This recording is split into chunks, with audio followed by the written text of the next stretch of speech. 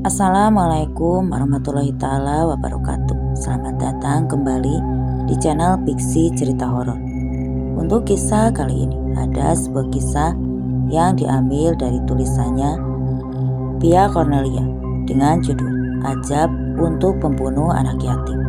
Dan untuk seperti apa kisahnya, mari kita masuk ke ceritanya. Desa Sumerjambe, Jawa Timur, sekitaran tahun 1990. Desa Sumerjambe suasananya masih sangat asri, terpencil, dan jauh dari hiruk-pikuk dunia dan polusi udara. Di tengah-tengah desa, sebuah rumah dengan model kuno berdiri kokoh. Rumah itu milik Tiani, seorang janda yang memiliki 3 anak, yang 2 sudah tak lagi tinggal bersama, dan yang 1 lagi masih balita. Tiani sendiri selama ini bekerja di sawah milik Pak Taja, juragan sawah yang terkenal kaya raya dan juga bengis. Karena himpitan ekonomi dan anak yang 1 masih kecil, terpaksa Tiani membawa anaknya itu pergi ke sawah untuk mencari sisa-sisa padi ataupun jagung yang jauh-jauh. Dengan menaiki sepeda dayung yang sudah reot sambil menggendong anaknya, Tiani menggunakan kain jari. Tiani menyusuri jalanan desa yang membentang panjang, diapit oleh sawah-sawah yang membentang luas. Jalanan masih ditutup embun pagi. Hawa dingin menusuk tulang, akan tetapi tidak menyurutkan niat Tiani untuk mencari nafkah. Suaminya yang sudah lama meninggal akibat kecelakaan di laut yang sampai saat ini jasad suaminya belum juga ditemukan. Tiani tiba di sawah Persedo Karangduren, tempat yang diharapkan bisa memberikannya sedikit rezeki. Sambil mengusap keringat yang membasahi pelipisnya, ia membenahi gendongan di punggung. Langkahnya mantap menuju keramaian para pepanen. Namun ia memilih duduk di tepi, menunggu panen itu usai sebelum memunguti sisa-sisa padi yang tercecer. Di tengah hamparan sawah yang luas, Pak Taja berdiri angkuh. Sang pemilik sawah seorang kaya raya. Dengan sawah yang banyak, rumahnya mewah, kendaraannya banyak. Ia tampak berdecak pinggang sambil mengawasi para pekerja. Tiani menelan ludah. Panen kali ini memang melimpah, sebuah harapan di tengah kesulitan. Namun ia tahu, kehadiran mereka di sini bisa memicu amarah tajam. Bagaimana ini? Aku butuh padi itu. Tapi kalau aku ke sana, pasti Pak Tajab akan marah. Batin Tiani cemas. Ia memutar gendongannya, memastikan anaknya tetap nyaman di punggung. Benar saja, Pak Tajab mulai berteriak-teriak dengan parang yang berkilau di tangannya, menunjuk-nunjuk ke arah para pekerja. Jangan ada yang berani mengambil sisa-sisa padi, kalau tidak aku tebas kalian. Suara lantang itu membuat semua orang terdiam, menundukkan kepala, tak berani membantah. Tiani menghela napas panjang dengan berat hati. Ia mengurungkan niatnya. Mungkin ada rezeki di tempat lain, pikirnya. Namun ia tak sengaja mendengar percakapan 2 orang wanita yang juga bernasib sama dengannya, mencari sisa-sisa panen yang tidak seberapa. Pak Tajab ini memang sombong sekali ya. Ya, tapi mau gimana lagi? Semua petani gagal panen, cuma dia saja yang berhasil. Apa kita tunggu sampai dia pulang saja ya, baru nanti kita datang lagi? Ujar salah seorang wanita. Iya, benar juga sih. Yuk, kita ke pinggir sungai saja. Kalau dia sudah tidak ada, kita nanti balik lagi ke sini. Aku butuh buat makan, anakku lagi sakit. Timpal yang lain. Tiani tertegun. Kata-kata mereka menyentuh hatinya. Anaknya sejak tadi menangis karena lapar. Sementara beras di rumah sudah habis. Sudahlah, aku ikut mereka saja. Batin Tiani mantap. Ia pun memilih duduk di bawah pohon asam yang rindang. Menurunkan anaknya dari gendongan. Ia mulai menyusui. Rasanya tak sanggup ia menjalani hidup jika tidak ada anak-anaknya. Dia ini menghela napas panjang, lalu mengibaskan jarinya, berada pada angin yang berembus. Padahal saat itu, angin bertiup cukup kencang. Namun hawa panas yang tiba-tiba datang dan matahari semakin tinggi membuat panas semakin menyengat. Waktu berlalu beberapa jam, Tiani hampir saja menyerah. Perutnya terus meronta meminta diisi, namun ia berusaha menahannya. Lamunannya buyar ketika melihat para pemanen padi tadi. Pak Tajab telah pergi meninggalkan sawah.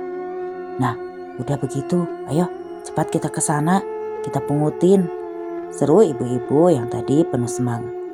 Tiani segera menggendong anaknya di punggung, lalu dengan langkah tertatih, ia menuruni pematang sawah. Namun sesampainya di sana, ia mendapati kenyataan pahit. Hampir tidak ada sisa padi yang tersisa. Beberapa orang mengeluh kecewa. Tiani sendiri hanya melihat beberapa helai padi yang langsung ia pungut dengan penuh harapan. Namun malah petaka datang tanpa diduga. Pak Tajab tiba-tiba muncul kembali. Wajahnya merah padam karena marah. "Brengsek, mencuri kalian!" teriak Pak Tajab. Suaranya menggelegar. Tiani dan beberapa orang lainnya membeku ketakutan. Dengan kasar, Pak Tajab mengayunkan parangnya ke arah mereka. "Keluarkan semua yang sudah kalian ambil, kalau tidak aku tebas kalian," perintahnya dengan nada yang bengis. Tiani dengan gemetar meletakkan beberapa helai padi yang baru saja ia temukan. Ia mundur selangkah, berusaha menjauhi amukan Pak Tajab. Orang-orang lainnya juga dengan cepat mengeluarkan isi tas mereka, menyerahkan hasil pungutan yang tak seberapa kepada Pak Tajab. Pak Tajab mengalihkan pandangannya ke Tiani. Alisnya berkerut curiga. Kamu cepat keluarkan apa yang kamu ambil. Apa kamu mau kepalamu aku penggal, ha?" Tiani menggelengkan kepala. Air mata mulai mengalir di pipinya. "Maaf Pak, tapi saya memang hanya dapat itu saja," jawabnya gagap. Pak Tajab tampak tidak puas dengan jawaban Tiani. Amarahnya semakin memuncak. "Itu yang ada di belakangmu, jangan bohong kamu," tuduhnya dengan nada tinggi. "Ini bukan padi Pak, ini anak saya," jawab Tiani lirih, mencoba menjelaskan. Pak Tajab tidak percaya. Dengan gerakan cepat, ia menghampiri Tiani, lalu mendorong tubuhnya hingga terjatuh ke tanah. "Kamu pikir aku bodoh, ha? Rasakan ini. Ceras. Jeritan kecil memilukan terdengar bersamaan dengan darah yang muncrat. Tubuh anak Tiani kini terbelah menjadi dua. Mata Tiani membelalak. Ia tak percaya dengan apa yang baru saja terjadi. Dengan tangan gemetar, dia membuka kain gendongan. Dia melihat anaknya sudah tidak bernyawa, bersimpah darah. Mata orang-orang yang ada di sana membulat terkejut sekaligus ngeri. Beberapa orang langsung menghampiri Tiani, berusaha menolongnya. Sementara itu Pak Tajab menelan ludah. Wajahnya pucat pasi. Ia mundur selangkah menyadari perbuatannya. "Bangun nak, bangun, bangun," ucap Tiani. Tangisannya pecah, memilukan, merajai hatinya. Ia mendekap putranya erat-erat. Air mata membasahi wajah yang tak bernyawa itu. Matanya kemudian beralih ke arah Pak Tajab. Sorotnya penuh amarah sekaligus dendam. "Kamu pembunuh!" Tiani menunjuk ke arah Pak Tajab dengan tangan gemetar. Namun laki-laki sombong itu justru memasang wajah tak bersalah, seolah tidak terjadi apa-apa. Dengan angkuhnya ia menjawab, "Loh, kamu yang salah. Kenapa aku yang dianggap pembunuh? Orang miskin itu memang gak pantas untuk hidup." Amarah Tiani semakin memuncak. Wajahnya merah padam. "Aku bersumpah demi langit dan bumi, semoga kamu jatuh bangkrut, jadi pengemis dan mati dibunuh orang. Dan anak cucu 7 turunan, semuanya miskin dan jadi pengemis." Sumpah Tiani menggema, diiringi oleh gelegar petir yang tiba-tiba saja menyambar di siang bolong yang panas terik. Pak Tajab tak peduli. Ia memilih untuk segera pergi meninggalkan tempat itu. Sementara Tiani terus menangis, tanpa henti meratapi nasib malangnya. Beberapa orang yang iba menghampiri, mencoba menenangkan, dan membantu salah seorang dari mereka berusaha untuk menghentikan sepeda motor yang melintas untuk membawa jenazah bayi malang itu. Tak butuh waktu lama, Tiani dan jenazah Komar dibawa oleh sepeda motor yang melaju kencang. Tangisan tak kunjung reda. Air mata terus membasahi pipinya. Darah semakin banyak mengalir dari tubuh anaknya membasahi tangan. Setibanya di rumah, semua warga yang datang terperangah melihat keadaan Komar. Seorang kiai datang, kemudian memandikan jenazahnya, lalu membalutnya dengan plastik agar darah tidak merembas ke kain kafan. Tiani duduk dengan tubuh lemas, matanya nanar, menyaksikan anaknya yang kini telah terbungkus kafan. Apakah orang miskin seperti aku tak pantas hidup? Anakku tidak salah, ya Allah. Kenapa? Suara tangisan Tiani semakin memilukan. Beberapa warga yang kasihan mencoba menghampiri dan mengusap lengannya, mencoba memberikan kekuatan. Sabar Yani, ini ujian. Orang itu akan mendapatkan karmanya. Kalau kamu lapor polisi pun pasti tidak akan ditanggapi. Jelas salah seorang warga. Tiani hanya bisa menangis, meratapi nasib hidupnya yang tidak beruntung. Kedua anak yang lain pun tak ada kabar setelah menikah. Mereka tak pernah datang lagi, bahkan hanya sekedar menengok. Kenapa orang miskin seperti aku ini harus menderita seperti ini, Mbak? Apa orang seperti aku ini tidak layak hidup? Tiani hanya bisa berucap dengan suara parau nyaris tak terdengar. Sabar Tiani, Allah itu tidak tidur. Kamu harus percaya, apapun itu akan ada hikmahnya. Jawab wanita itu mencoba menenangkan. Beberapa hari telah berlalu, namun kedua anak Tiani tidak ada yang datang menjenguk. Wajah wanita itu kini semakin pucat, tubuhnya semakin kurus. Ia bingung harus bagaimana, seolah tidak ada lagi harapan baginya untuk hidup. Namun mengakhiri hidup bukanlah jalan keluar. Ia masih ingat akan dosa. Tiani hanya bisa terdiam, terpaku dalam kesengsaraan yang seolah tak berujung. Tiani teringat akan Pak Taja, laki-laki kejam yang telah merenggut nyawa putranya. Dendam membara di hatinya, namun bagaimana cara ia membalas? Ia hanyalah seorang wanita miskin yang tak punya daya dan upaya. Di tengah kekalutannya, seorang lelaki tua, berusia sekitar 70 tahunan, menghampirinya. Bah, kenapa hidupku seperti ini, Bah? Apa karena aku orang miskin? Tangis Tiani kembali tak tertahankan. Mbah Tino hanya bisa diam, menepuk pundak Tiani dengan penuh kasih. Jangan khawatir anakku, datanglah ke makam Borondo Kasiman. Adukan semua yang membuatmu seperti ini. Tidak akan lama, orang itu akan merasakan apa yang kamu rasakan, Do. Ujar laki-laki itu dengan penuh keyakinan. Tiani terdiam, mencerna kata-kata Mbah Tino. Siapa yang tidak kenal dengan laki-laki tua itu? Meskipun hidup sederhana, namun ia sangat dihormati. Tekad Tiani semakin bulat, rasa sakit hati atas kematian anaknya terus merongrong hatinya. Ia memutuskan untuk melakukan apa yang disarankan oleh Batino. Tepat di malam Jumat Kliwon, Tiani sudah mempersiapkan segala keperluan, bunga, bekal makanan untuk beberapa hari, dan perlengkapan lainnya ia bawa. Dengan sepeda ia kayu membelah jalanan pagi itu. Ia sudah berniat untuk melakukan meditasi selama 1 minggu dan melakukan puasa muti di makam Borondo Kasiban. Udara sore itu terasa lebih sejuk, seolah pertanda akan turun hujan. Makam Borondo terletak di pinggir jalan besar yang menghubungkan desa-desa di kanan kirinya. Terhampar sawah yang luas dan tepat di seberang jalan raya, mengalir sungai yang sangat besar dan curam. Konon sungai itu dihuni oleh siluman buaya putih yang ganas. Tiani menuntun sepedanya, menuruni anak tangga menuju makam. Dia membersihkan kaki dan badannya, bersiap untuk memasuki area makam di sana.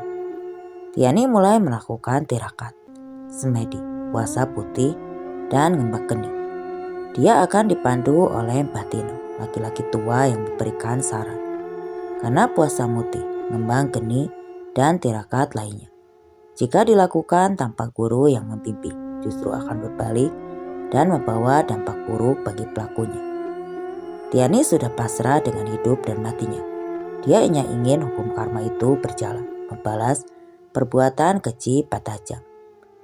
Malam itu suara jangkrik saling bersahutan memecah kesunyian malam di luar. Suasana sudah sangat gelap, hanya diterangi oleh lampu penerang jalan dan lampu di depan makam. Sementara itu Batino sudah pulang, meninggalkan Tiani seorang diri. Di tengah kesunyian makam, Borondo Kasiban. Pada awalnya Tiani merasakan bulu kuduknya meremang, tubuhnya merinding. Namun ia tidak peduli dengan semua gangguan yang mungkin datang selama ia melakukan meditasi. Angin bertiup kencang, suara benturan keras dari luar makam tak membuatnya gentar. Tiani tahu suara-suara itu sengaja datang untuk menguji dan membuatnya goyah. Namun ia sudah bertekad, apapun yang terjadi, ia tidak akan menyerah. Jangan goyah, semuanya halusinasi saja. Waktu masih panjang dan ini masih permulaan. Jangan menyerah. Batin Tiani menyemangati dirinya sendiri. Angin berembus kencang, disertai aroma melati yang menyengat menusuk hidungnya. Tapi Tiani tidak peduli. Ia tetap fokus dengan mata terpejam, duduk bersila menghadap ke arah barat. Selama berjam-jam lamanya, suara-suara aneh itu terus menghantui. Bau tanah kuburan yang menyengat tercium semakin keras. Suara orang menimba air yang tak pernah berhenti juga terdengar jelas. Akan tetapi, semua itu tidak mengurungkan niat Tiani. Tepat pukul 3 pagi, Tiani membuka mata. Ia mengambil 3 jumput nasi putih dan segelas air putih. Dengan perlahan, ia mengunyah nasi tersebut, lalu minum segelas air putih itu hingga tandas. Saat adzan subuh berkumandang, ia mulai berpuasa. Pagi menjelang, udara terasa sangat tinggi. Saat itu laki-laki tua yang membimbingnya, Batino, datang. Ia melihat keadaan Tiani sambil membawakan air minum. Hari ini akan ada banyak orang yang datang berziarah ke makam Borondo. Kamu tidak boleh terpengaruh. Biarkan saja mereka jika berisik, ujar laki-laki itu dengan tenang. Tiani tak menjawab, ia hanya memejamkan mata. Laki-laki itu tak butuh jawaban, ia hanya memberitahukan pada Tiani syarat yang harus dilakukan. Karena itu adalah salah satu cobaan dalam melakukan ritual. Pak Buyan mengadakan acara hitanan dan mengundang kuda kencak. Hari ini kuda itu akan sowan ke sini bersama dengan orang-orang dan anak-anak kecil yang akan menaiki kuda. Kamu jangan terpengaruh, sekalipun mereka membicarakanmu. Ingat tujuan awalmu, sambung laki-laki itu mengingatkan Tiani. Setelah menyampaikan pesannya, laki-laki itu segera pergi meninggalkan Tiani dan benar saja. Tak lama kemudian, suara gendang bertalu-talu dipukul, kidung-kidung merdu dikumandangkan. Rombongan orang itu berhenti di makam Borondo. Ada yang berbicara, ada juga yang menatap ke arah Tiani, dan ada pula yang mengadakan makan-makan di sekitaran makam. Mungkin mereka telah melakukan nazar sebelumnya. Acara itu berlangsung lebih dari 1 jam, dan selama itu Tiani tak bergeming, tak terpengaruh oleh apapun yang terjadi di sekitarnya. Tekadnya sudah bulat, dia harus memberikan balasan yang setimpal kepada orang yang telah membunuh anaknya tanpa perasaan. Malam datang dengan begitu cepat. Kali ini udara terasa lebih dingin. Tiani sudah terbiasa dengan hal-hal yang tak lazim di tempat itu. Ia merasa sedikit lebih tenang. Rasa dendam, rasa benci perlahan melebur, tergantikan oleh keikhlasan. Sementara itu, di sebuah rumah mewah dengan gudang-gudang penuh berisi karung-karung jagung dan beras, tiba-tiba saja terdengar suara riuh. Itu adalah rumah Pak Tajab. Pak Tajab, Pak Tajab, gawat, sawah Bapak, tanaman Bapak, seru Bos Tommy, salah satu anak buahnya yang bertugas mengairi sawah. Pak Tajab keluar dari rumahnya, hanya mengenakan sarung tanpa baju. Perutnya yang buncit seakan ikut bergetar saat berjalan. Ada apa kamu, ha? Itu Pak, itu apa? bicara itu yang benar, ha? Adik Pataja menjawab wajahnya yang sudah merah padam. Bustomi ternganga, wajahnya memerah karena berlari. Keringat bercucuran meskipun malam udara sangat dingin itu. Pak, banyak tikus, padinya rusak. Terus yang di tempat lain, padinya juga roboh, padahal gak ada angin atau hujan. Jelas lelaki tersebut dengan wajah ketakutan. Mata Pataja membulat sempurna, dia terkejut. Mendengar berita buruk itu, dia heran. Bagaimana bisa ada tikus dalam jumlah banyak? Dan mengapa padi-padinya bisa roboh tanpa angin ataupun hujan? Pasti kalian itu yang kerjanya gak becus. Makanya kalau kerja itu jangan hanya makan-makan saja. Makan terus, kerjanya gak benar. Hardik Pataja yang justru menyalahkan orang lain atas kejadian tersebut. Bustomi hanya bisa menggelengkan kepalanya. Tak menyangka laki-laki itu bisa berkata demikian seolah ia lepas tanggung jawab atas apa yang terjadi. Tiba-tiba saja petir menyambar dengan suara menggelegar membelah langit malam. Pataja tak peduli. Ia tidak mau menunda lebih lama lagi. Malam itu juga dia ingin melihat sendiri kondisi sawahnya. Ia tidak mau sampai mengalami kerugian besar. Baginya, harta adalah segalanya. Nomor satu dalam hidupnya. Bustomi justru merasa semakin takut. Bulu kuduknya meremang. Akan tetapi, ia tidak mau kehilangan pekerjaannya. Ia tak rela jika anak dan istrinya mati karena kelaparan. Angin semakin kencang menerpa rambut Bustomi. Dan tanah seketika berterbangan. Beberapa warga yang rumahnya tak jauh dari sana keluar. Mereka merasa aneh dengan cuaca ekstrim yang tiba-tiba datang. Pataja tanpa mengenakan baju sudah berlalu dengan sepeda motornya membelah kegelapan malam. Ada apa ini? Kok ada angin puting beliung ya? Tanya beberapa warga dengan nada cemas sambil berpegangan erat ke dinding rumah mereka. Atap seng rumah warga banyak yang berterbangan diterjang angin kencang. Pohon-pohon bergerak liar hampir roboh dan banyak dahan serta ranting pohon yang pada jatuh berserakan di jalan. Suara jeritan histeris terdengar memecah kesunyian dan menambah suasana mencekam. Akan tetapi semua itu tidak menyurutkan niat Pataja untuk tetap pergi ke sawah. Setelah sampai di lokasi, ia langsung saja turun ke pematang sawah. Namun baru beberapa langkah, tiba-tiba kakinya dikerubungi oleh tikus-tikus yang ganas menggigit-gigit kakinya. Seakan menemukan makanan baru, Pataja berusaha menghindar. Ia menendang tikus-tikus itu. Namun semakin ia melawan, semakin banyak tikus yang datang mengerubunginya dengan beringas. Brengsek, mereka pikir aku ini apa, ha? Sial. Umpatan tajam, geram. Ia hendak berbalik untuk pergi dari tempat itu. Namun terlambat. Tiba-tiba saja ada sesuatu yang melompat ke punggungnya dan membelit tangannya dengan kuat. Ada juga beberapa tikus yang melompat dan menggigit-gigit telinganya, membuat Pataja menjerit kesakitan. Pataja menjerit meminta tolong di tengah sawah yang sepi. Tak ada sinar bulan, langit mendung, petang dan angin berembus kencang, menambah kengerian suasana. Dengan sekuat tenaga, Pataja berlari menuju ke arah sepeda motornya. Tolong, sial, apa ini? Ada apa? Siapa yang sudah berani main-main denganku, ha?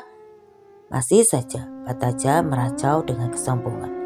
Tak menyadari bahwa ia sedang menghadapi kekuatan yang jauh lebih besar daripada dirinya. Akan tetapi, tikus-tikus itu semakin beringas menyerangnya. Pergi tikus sialan, kurang ajar. Pataja terus berlari, napasnya terengah dengan susah payah. Akhirnya ia sampai di sepeda motornya. Ia segera menaiki motor itu dan pergi dari tempat itu secepat mungkin. Anehnya, setelah ia meninggalkan area persawahan, tikus-tikus itu lenyap begitu saja, seolah tidak pernah ada. Pataja memacu sepeda motornya dengan kecepatan tinggi, berusaha menjauhi teror tikus mengerikan itu. Sementara itu, Bustomi sendiri Tadi memilih untuk pulang karena khawatir dengan keselamatan keluarganya. Bustomi bukanlah orang kaya, rumahnya hanya terbuat dari kayu. Meskipun atapnya sudah genting, namun ia tetap saja takut jika tiba-tiba rumahnya yang sudah rehat itu roboh diterjang angin puting beliung. Pataja pun akhirnya sampai di rumahnya. Ia terkejut melihat pemandangan di depan rumahnya. Pohon-pohon di depan rumahnya banyak yang tumbang. Daun-daun berserakan di halaman. Dan yang paling aneh, mengapa istri dan anak-anaknya tidak ada yang keluar? Seolah mereka tidak tahu apa yang terjadi di luar. Pataja merasakan pelir luar biasa di punggungnya. Dia meringis kesakitan dan benar saja. Saat ia meraba punggungnya, dia merasakan darah yang meleleh. Apalagi, ia tidak mengenakan baju sehingga luka akibat gigitan tikus itu terasa semakin perih. Pataja masuk ke dalam rumahnya. Dia melihat sang istri sedang asik menonton televisi, seolah tidak terjadi apa-apa. Sementara ketika anaknya tak tahu berada di mana. Mungkin mereka berada di kamar masing-masing. Kamu ini malah enak-enakan saja di dalam. Kamu sudah lihat di luar, itu angin kencang. Patajab datang-datang sudah marah, melampiaskan kekesalannya pada sang istri. Sang istri yang sudah paham betul dengan watak suaminya, hanya melirik sekilas dan menganggukkan kepalanya dengan malas. Ya tahulah, terus aku mau apa? Mau keluar gitu, teriak-teriak. Orang aku di dalam udah enak dan aman kok, jawab istrinya dengan nada tak peduli. Patajab semakin kesal kalau mendengar jawaban istrinya. Ia membanting kunci motor ke atas meja dengan kasar. Brak! Kamu itu tidak tahu. Aku ini baru pulang dari sawah. Gak khawatir apa kamu, hah? Kalau aku kenapa-napa, hah? Patajab semakin marah. Sang istri bangkit dari duduknya dan beragak pinggang menantang. Loh, kamu kan pulang dengan selamat. Masih hidup kan? Gak sakit atau bagaimana kan? Terus apa yang harus aku khawatirkan? Kamu itu wes tua, Pak. Lagi pula, kamu ini siapa dulu? Ingat asal-usulmu dulu. Setelah mengucapkan kata-kata pedas itu, Leha segera pergi meninggalkan Patajab. Tak peduli dengan punggung suaminya yang masih mengeluarkan darah. Patajab menyambak rambutnya dengan kasar. Frustrasi dengan keadaan yang menimpanya. Ya, dia tahu jika bukan karena ayahnya Leha yang dulu memberikan warisan sawah, dia tidak akan mungkin menjadi sekaya ini. Akan tetapi, Patajab juga berpikir, kalau bukan karena dirinya yang pintar mengelola lahan, tidak akan mungkin saat ini sawah, tanah, dan rumah mereka bisa jadi seperti ini. Dasar wanita gak guna, mati saja kamu, hah? Biar aku bisa nikah lagi, umpat Patajab dengan nada penuh kebencian. Tiba-tiba saja petir menyambar dengan suara menggelegar. Kilautannya sangat jelas hingga menggetarkan kaca-kaca rumah mewah itu. Patajab merasa aneh dengan kejadian itu. Ia segera masuk ke dalam kamarnya. Ya, sudah lama Patajab bisa ranjang dengan istrinya. Leha tak mau lagi tidur dengan Patajab. Wanita itu beralasan kalau Patajab terlalu gemuk makan tempat tidur dan bau badannya tidak sedang membuat dia mual. Punya istri gak guna banget. Gimana aku ngobatin luka di punggungku? Sial. Gerutu Patajab kesal, merasa tidak berdaya dengan situasi yang menimpanya. Keesokan harinya, suasana di rumah Patajab tampak seperti biasa. Ya, mereka memang kaya raya, namun tidak dengan keharmonisan keluarga. Setiap hari selalu saja ada perdebatan antara dirinya dengan sang istri ataupun dengan ketiga anak-anaknya. Pak, apa benar waktu itu Bapak bunuh anak tukang asak? Tanya Roni, salah satu anak Patajab yang terkenal baik hati dan tidak pernah berbaur dengan sang ayah. Sebab semua prinsip dan pola pikir mereka bertentangan. Patajab yang sedang menikmati nasi goreng sentak saja berhenti mengunyahnya. Dia meletakkan sendok di piring dengan kasar dan menatap tajam ke arah Roni. Tahu apa kamu, hah? Apa urusannya sama kamu? Mau aku bunuh kek? Mau aku tendang kek, urusanku. Suruh siapa miskin dan suka mencuri. Pak Tajab sudah mengoceh panjang lebar. Wajahnya memerah, rahangnya mengeras. Roni menggelengkan kepala, merasa prihatin dengan sikap ayahnya. Dia menoleh ke arah Cynthia dan Anton, kedua adiknya. Mereka saling bertatapan, seolah memberikan isyarat yang hanya mereka pahami. Galak sih boleh galak, Pak. Kamu itu sudah bunuh dan jadi pembunuh. Jangan mentang-mentang kebal hukum. Anton berusaha dengan suara nada sinis. Ya, selama ini dia memang yang paling memberontak, sering mabuk-mabukan, bahkan tak jarang main perempuan. Anton kemudian beranjak dari meja makan. Bahkan sebelum menyentuh makanannya, Pak Tajab semakin murka dengan ucapan Anton. Dia bangkit dari duduknya dan mengebrak meja dengan kasar. Brak! Membuat semua orang di ruangan itu terkejut. Kamu anak gak guna, berani-beraninya kamu ngomong kayak gitu sama aku, ha? Kamu pikir kamu itu siapa? Cuma bisa poya-poya tidak jelas, menghabiskan uang bapaknya. Pak Tajab meraung, melampiaskan kemarahannya pada Anton. Leha hanya bisa menggelengkan kepalanya, merasa muak dengan drama yang selalu terjadi di dalam keluarganya itu. Anton berbalik dengan santai dan menoleh ke arah Pak Tajab. Lebih baik gak guna daripada jadi pembunuh. Aku itu poya-poya pakai uangku sendiri, Pak. Lagi pula, apa pernah Bapak ngasih aku uang? Cuma makan di rumah ini kan? Toh, selama ini aku juga jarang makan di rumah. Oh, atau kamu mau bilang aku tinggal di rumah ini gratis? Ingat Pak Tajab, yang terhormat, Anda itu dulunya juga gak lebih dari seorang gembel. Kalau bukan karena nikahin ibu, Anda tidak akan pernah menjadi seperti ini. Anton berbicara panjang lebar dengan suara datar. Namun kata-katanya sangat menusuk. Roni hanya bersedekap, merasa bahwa semua unek-uneknya sudah terwakili oleh Anton. Cynthia hanya bisa menenggelamkan wajahnya, merasa sedih, dan berharap keluarganya bisa harmonis, bukan terus bertengkar seperti ini. Anton segera pergi meninggalkan rumah. Sebenarnya selama ini, ia memiliki usaha jual beli motor bekas.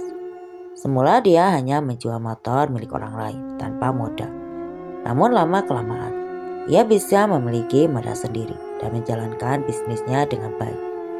Leha bangkit dari duduknya, merasa muak dengan semua yang terjadi. Makanya, jadi orang itu jangan sombong, ujarnya tanpa menatap, lalu pergi meninggalkan ruang makan. Amarah Pak Tajab semakin meningkat, namun ia memilih diam dan duduk kembali. Roni berdiri, menghela napas panjang. Tobat Pak, hukum karma itu nyata. Jangan sampai doa sakit hati orang yang terzalimi menembus langit, ucap Roni dengan nada prihatin. Lalu segera pergi. Berbeda dengan Roni dan Anton, Cynthia masih diam di tempatnya. Pak Tajab menatap ke arah Cynthia, berharap bisa berbicara dengannya. Akan tetapi, ia tidak berani menyapa. Takut dihakimi oleh anak-anaknya. Pak Tajab memutuskan untuk pergi dari rumah. Ia harus segera pergi ke sawah. Padi-padi dan jagung-jagung harus bisa diselamatkan. Kalau tidak, ia bisa rugi besar. Hari semakin terik, namun Pak Tajab tetap berkutat di sawah. Meskipun ia tidak turun tangan langsung, tetapi ia memilih untuk diam di sawah. Dia malas jika harus berdebat dengan sang istri atau anak-anaknya di rumah. Pak, kami sudah meracun semua tikus-tikusnya dan padi roboh. Jika dipanen masih hijau, belum tua. Apa kita tunggu sampai kuning saja, Pak? Tanya salah satu buruh, memecah keningan. Belum sempat Pak Tajab menjawab, dia merasa ada yang aneh. Punggungnya terasa sakit seperti ditusuk-tusuk. Orang di sebelahnya juga mengerutkan dahi dan mundur beberapa langkah sambil memegangi hidungnya. Bau busuk tiba-tiba saja tercium menusuk hidung. Ia hampir saja muntah, tapi berusaha menahan agar orang yang ada di hadapannya itu tidak tersinggung, dan justru membuatnya semakin gatal akibatnya. Bawa apa ini? Tanya Pak Tajab tiba-tiba dengan nada jijik sambil merasakan pedih di punggungnya. Laki-laki itu menggelengkan kepala. Waduh, gak tahu ya Pak. Mungkin saja bau tikus yang sudah diracun. Jawab singkat pekerja itu, mencoba mencari alasan yang masuk akal. Pak Tajab menganggukkan kepalanya, meskipun ia merasa semakin aneh dan tidak nyaman. Dia lalu memutuskan untuk pulang, namun tiba-tiba saja ribuan tikus keluar dari pematang sawah, menyerbu ke arah mereka. Semua orang berlari ketakutan, tak hanya tikus. Ada juga beberapa ular yang ikut muncul. Padi-padi itu semua dimakan dan dirusak oleh tikus-tikus itu, membuat kerusakan yang parah. Pak Tajab sudah frustasi melihat kejadian itu. Dia pun akhirnya memilih untuk pulang dengan perasaan kesal dan tak berdaya. Orang-orang merasa aneh sebab tikus yang banyak hanya menyerang sawah milik Pak Tajab. Sementara di sawah lain bersih, tidak ada hama sama sekali. Kayaknya ini ajab deh. Sumpah wanita itu pasti manjur. Apalagi waktu itu ada langsung kilat gelegar kayak ngerestuin sumpahnya gitu. Celetuk salah satu orang yang dijawab anggukan kepala oleh semua orang yang mendengar itu. Iya juga sih, aku itu sampai kasihan loh sama wanita itu. Ya memang, Pak Tajab itu kayaknya perlu dikasih pelajaran. Sudah keterlaluan dia, mentang-mentang kaya raya. Ujar salah satunya lagi, menambahkan. Iya benar, biarin aja itu. Tikus-tikus, biar aja bangkrut manusia sombong dan serakah itu. Timpa yang lain dengan nada sinis. Pak Tajab pulang dengan berasa kalut dan marah. Setibanya di rumah, bau busuk semakin menjadi-jadi. Ia menusuk hidungnya dengan penasaran. Ia segera membuka pakaian yang ia kenakan. Alangkah terkejutnya saat melihat punggungnya penuh luka melepuh, mengeluarkan darah dan juga darah serta bolong-bolong berbau busuk. Ya ampun, kenapa kayak gini? Kenapa ini? Pak Tajab membelalakan matanya tak percaya dengan apa yang dilihat. Namun semua itu belum berakhir. Dia semakin histeris saat melihat dari luka-luka di punggungnya itu mengeluarkan ulat-ulat putih menjijikan. Ulat-ulat itu bergerak dengan cepat, menjalar ke seluruh tubuhnya hingga membuat Pak Tajab berteriak histeris. Tolong Leha, tolong aku Leha, teriak Pak Tajab histeris. Istrinya yang tak kunjung datang. Dia berusaha membersihkan ulat-ulat itu, namun semakin ia berusaha, semakin banyak ulat yang keluar.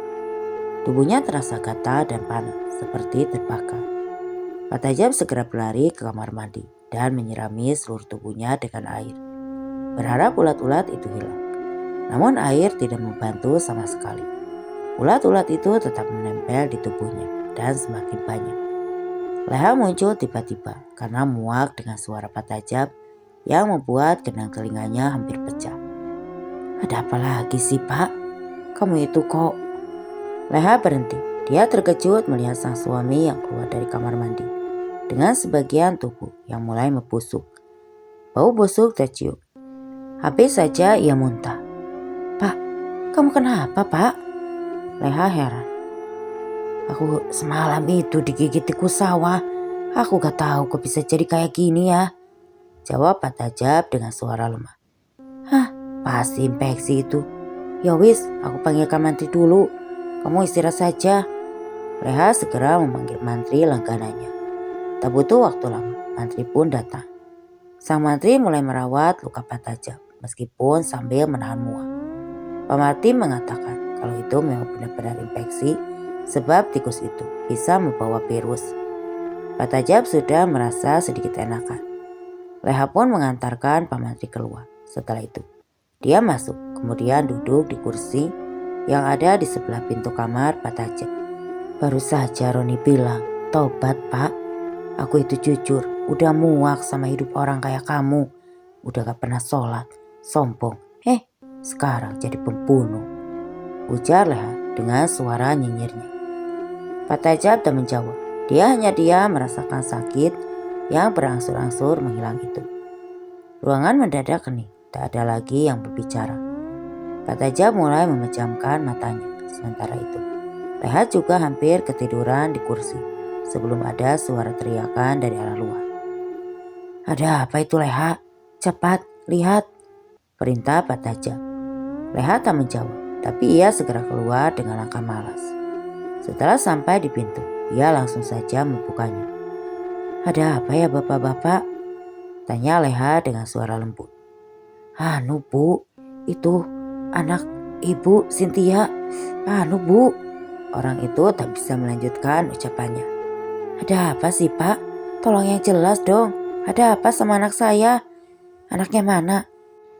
Tubuh Lebutar bergetar, jantungnya berdegup kencang.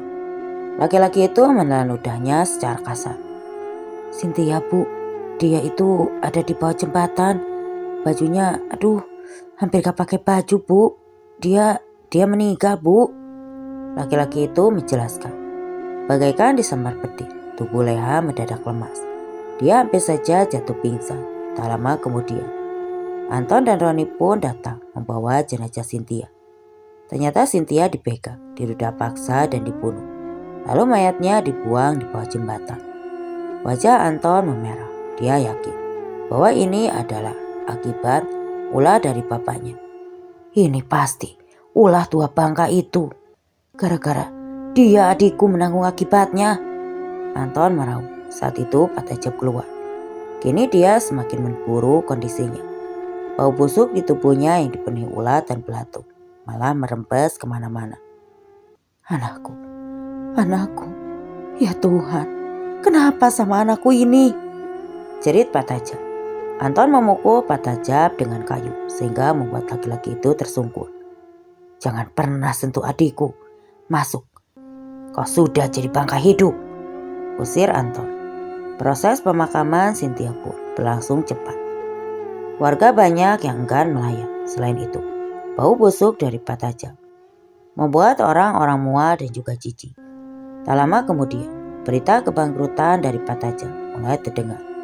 Supplier besar yang biasa membeli hasil panen Pak Tajab kini pindah ke tempat lain dan mereka meminta ganti rugi kepada Pak Tajab. Pak Tajab frustasi, tubuhnya yang semakin hari semakin membusuk. Anaknya meninggal dirudah paksa dan lagi-lagi ia jatuh bangkrut. Sawah-sawahnya pun mulai dijual dan juga tanah-tanah yang dulu dia beli dengan harga murah itu. Kini ia juga jual. Tak lama kemudian, Pak Tajab pun meninggal dengan keadaan mengerikan. Badannya bau busuk, kepalanya dipenuhi dengan luka. Rumah yang dulu mewah kini berganti gubuk. Tak ada orang yang datang melayat saat dia mati. Sementara itu, di tempat lain, Tiani yang memang sudah lama selesai melakukan meditasi di makam Porondo. Dia sudah ikhlas dengan semua yang terjadi. Dan kemudian, dia memilih berangkat ke luar negeri untuk menjadi TKW. Berita kematian dan kehancuran Pak Tajab terdengar juga sampai ke telinganya. Tiani hanya bisa tersenyum dan cerita pun selesai. Oke teman-teman, sekian untuk kisah kali ini. Semoga apa yang saya bawakan dapat menjadikan pembelajaran dan tentunya dapat menghibur. Mohon maaf bila ada salah kata dan penyampaian. Saya pamit undur diri. Wassalam.